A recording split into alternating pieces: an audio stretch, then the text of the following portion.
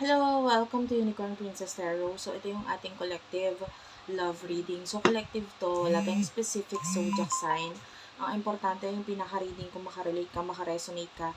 Maaring ang reading na ito ay para sa'yo. Pero kung hindi, okay lang naman. Pwede ka mag-next video. Ayan. Kung gusto mo magpa-personal reading, Jing Tarot Reader, yan yung friend ko. Open siya sa personal reading. Ako, kung gusto mo sa akin, open din naman ako.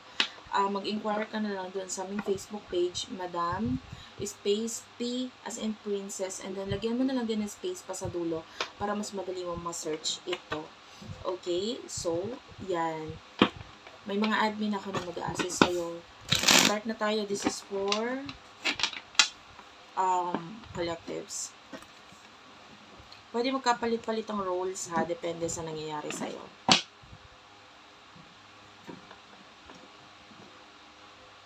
Kung hindi ka makaka-relate, okay lang yon. Bigay mo sa iba ang reading na ito. Any comments will do, basta positive.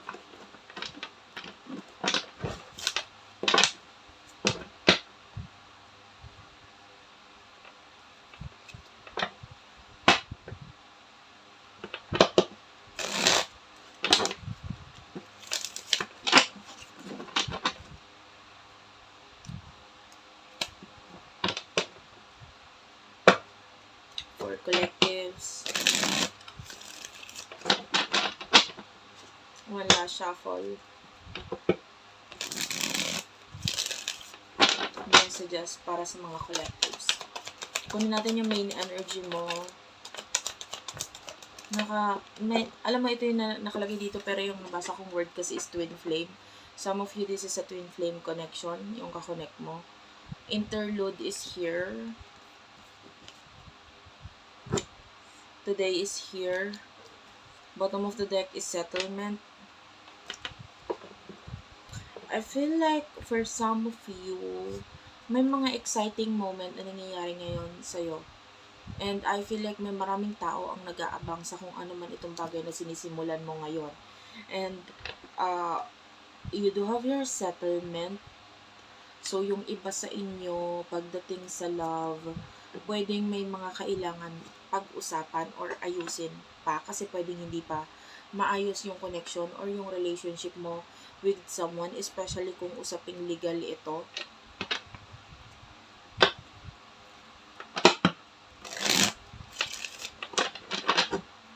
So, ang daming exciting na pangyayari ngayon sa buhay mo. And, sabi ko nga, maraming tao ang na-excite malaman or makita or maintindihan kung ano yung nangyayari sa'yo ngayon. Sino yung person na nakakonect mo pagdating sa love? Okay, so you do have here escapade.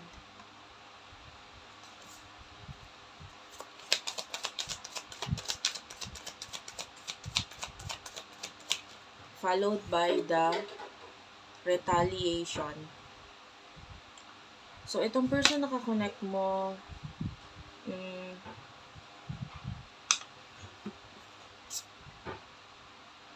I feel like umiiwas itong taong ito sa iyo ngayon. Pero minsan nang siya yung naging parang habol ng habol sa connection ninyo. Yung parang laging gusto kanya makita, makasama, etc. Or makausap. Pero ngayon siya yung umiiwas or lumalayo sa'yo. And I feel like it's some kind of revenge or pwedeng kasi sinaktan mo siya or nasaktan siya sa mga bagay na ginawa mo. Kaya ngayon parang hindi naman naghihiganti pero parang ibinabalik niya sa'yo ngayon yung mga sakit na pinaranas mo sa kanya. So, ano yung mga emosyon na nararamdaman niyo para sa isa't isa? Good sign of collectives.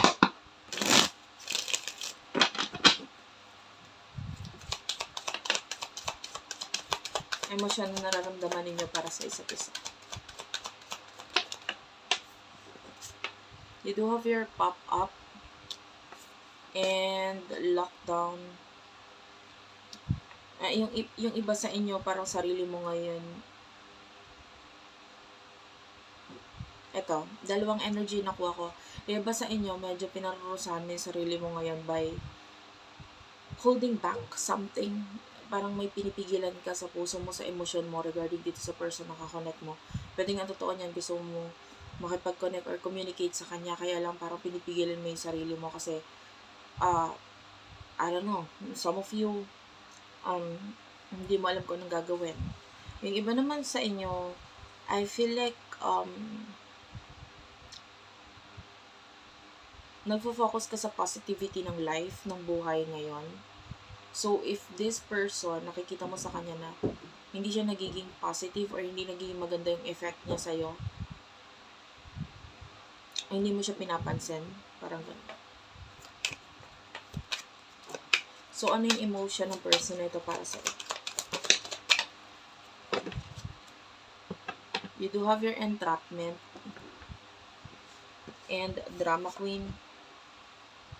This person is having problem pagdating sa, I don't know kung may anak ba yung person mo kasi either pregnancy or anak ang parang pinoproblema niya ngayon financially. Na pwede nahihiya siya or hindi niya lang sinasabi, hindi niya lang inaamin. Kahit kanino, hindi lang sa'yo. Kahit sa mga taong kamag-anak niya or nakakasalamuha niya, pwedeng hindi niya lang masabi or hindi niya maamin yung regarding sa problem niya regarding money pagdating sa anak niya, pinagbubuntis niya, or pinagbubuntis ng person na kakonect niya. Or just a particular child. Or kung hindi man, pwedeng kamag-anak niya na nabuntis ng hindi ine-expect, and then pwedeng siya yung magdadala or namumblema ng pagbubuntis na yun. Or if ever, pwedeng nakalabas na rin yung bata. Ayan, pwedeng yung particular child is pinaproblema na tong person na to sa ngayon. There's a lot of drama. Yeah, you could be dealing with your twin flame.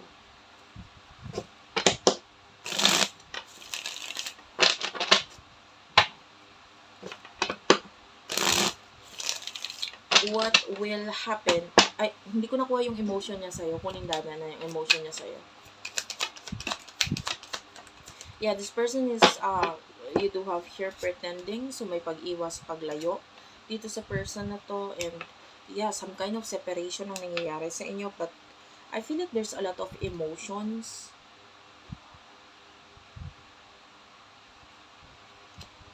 Alam mo, kahit hindi niya aminin yung emosyon niya sa'yo, ramdam ng mga tao sa paligid niya kung ano yung totoong emosyon ng taong ito sa'yo. Even if you're dealing with someone na may kakonect na iba, yung kakonect niya na iba, yung karelasyon niya, kakonect niya, nararamdaman na may pagtingin or pagmamahal siyang nararamdaman para sa'yo.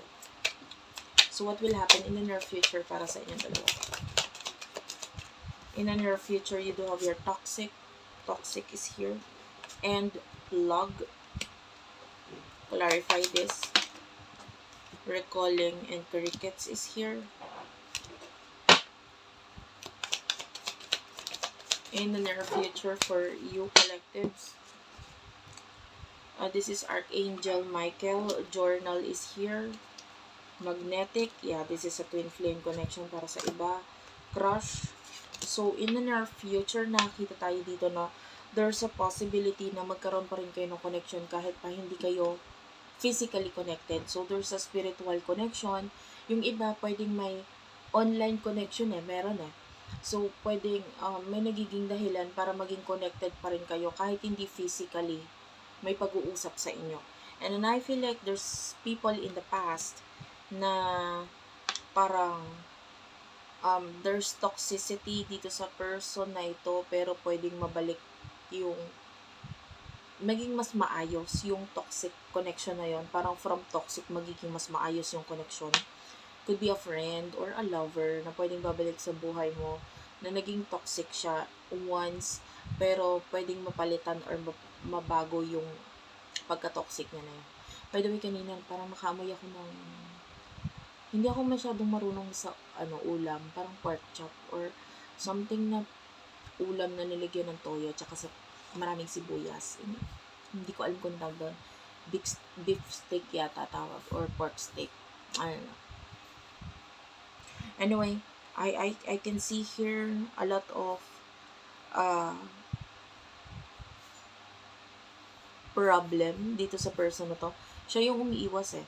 So, nakikita natin, the more na umiiwas siya sa'yo, yung spirit guides at angel guides niya, sila yung magtutulak sa kanya. Na this is a twin flame connection. Parang ipupush siya sa'yo. Like, gagawa ng spirit, ang spirit guides niya ng dahilan or paraan para lagi kanya maalala, ma-miss, and hindi masaya yung spirit guides niya na nagkakaroon ng separation sa inyo, honestly. Yung connection nito is there's a lot of reason kung bakit hindi nagkakaroon ng reconciliation. But I feel like time is running out.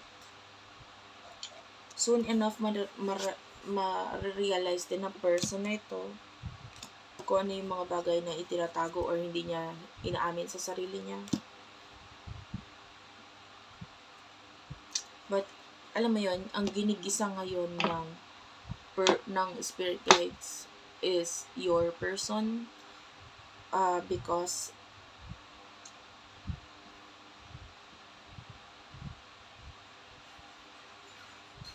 although maraming rason para hindi i-push through itong connection na ito, I feel like there's a lot of lessons na dala-dala itong connection ninyo.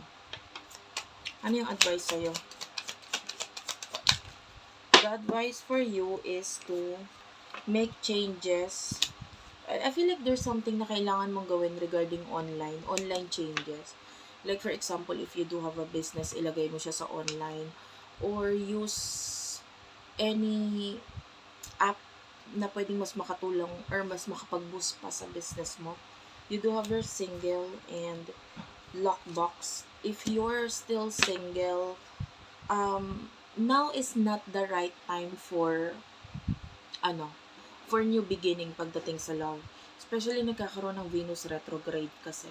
So, ang daming offers and proposal or new people na paparating sa buhay mo. But be careful kasi nga, kung magmamadali ka, if this is a new person, pwedeng madlagay siya into a love affair. So, pwedeng hindi mo alam na itong person na to is may karelasyon pang iba or may kakonect pang iba.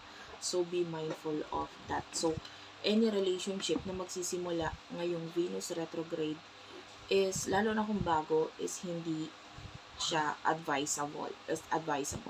So, that's it for now. Thank you for watching. I love you all and bye-bye.